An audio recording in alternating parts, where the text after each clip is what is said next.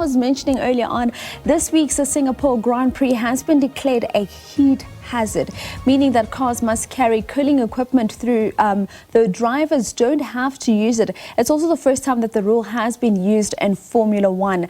Under new rules for 2025, governing body, the FIA introduced cooling vests for drivers, which pump fluid around a network of tubes in the vest. Now, to talk to us about this and all things Formula One, we've roped in the one and only Sasha Martinengo. Sasha, always such a pleasure chatting to you once again. Thank you so much for making time for us this morning. Anything for you, Busiwe. What a pleasure, and can't wait for this coming weekend's Grand Prix.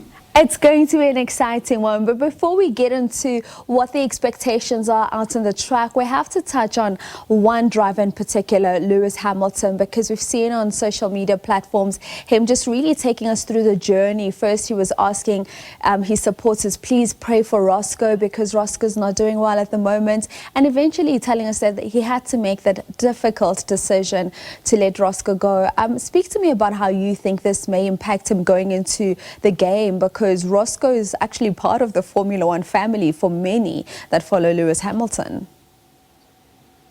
Yes, Roscoe has been, from day one when Lewis introduced him way back. And a very, very sad week for Lewis Hamilton. Losing a loved one and, of course, also losing a pet is exceptionally difficult.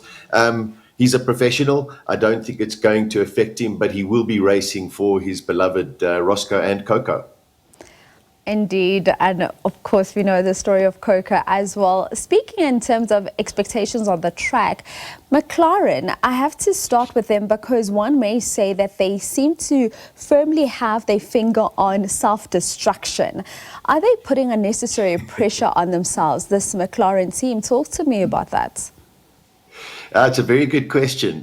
Listen, last year McLaren were super fast in Singapore, and that was the sort of change that we saw in McLaren. They became the dominant team. The last couple of races haven't gone their way. Max Verstappen and Red Bull have seriously found something. And I think now it's a time for Zach Brown and Andrea Stella to have a chat with their drivers and say, listen, go back to what you know. You're both exceptional drivers. Go out there and just deliver. I don't know. I mean, the constructor's title is just a formality. That's not a problem. So it's a question of Oscar versus Lando. And now it's a question of how these two are going to manage themselves with a very fast approaching Max Verstappen.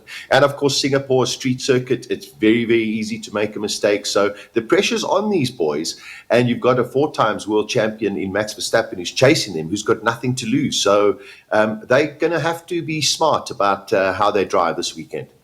Indeed, you've already touched on Max Verstappen and Red Bull. Let's talk about that because this seems to be a Red Bull team that is up and up now with the new leadership coming in. Yuki also seeming to improve. When we look at Max Verstappen, do you think he's still in it? Is he still in with a good chance? Well, listen, points-wise, he's 69 points away from Lando Norris, which is a long, long way. We'll see where. However, there's still 7 races to go.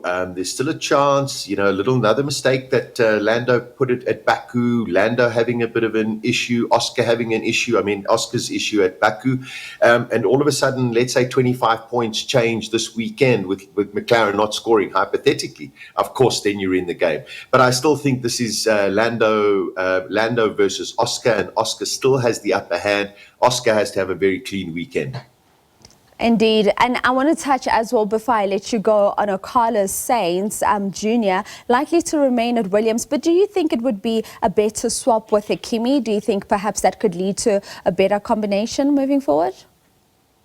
No, I don't think so. I think Carlos is set on Williams. I think under James Viles, Williams is definitely on the up. It was a superb podium for them in Baku. I was so happy for the whole team, as well as for Carlos, unceremoniously dumped by Ferrari for Lewis Hamilton.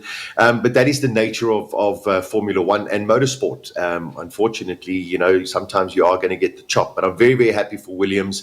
I think Mercedes have just got to nurture someone like Kimi Antonelli, and a lot of people underestimate how good George Russell is, and I think now you can see how good George is when you've got someone like Kimi Antonelli, who is exceptionally well rated, but is still battling to keep up with George Russell. So I think if they nurture Kimi Antonelli properly at Mercedes, I think he's got a very, very prominent and prosperous future ahead of him. I love that. If it's not broken, let's not fix it. As I wrap up with you, quickly, give me your 1, 2, 3. I'm going for Max again this weekend, and I've got a surprise. I've got Ferrari coming in and then a McLaren. So Red Bull, Ferrari, McLaren. Red Bull, Ferrari, McLaren. That's how Sasha Martinengo sees it playing out in the Singapore Grand Prix. Sasha, always such a pleasure having you. Thank you so much for joining us this morning.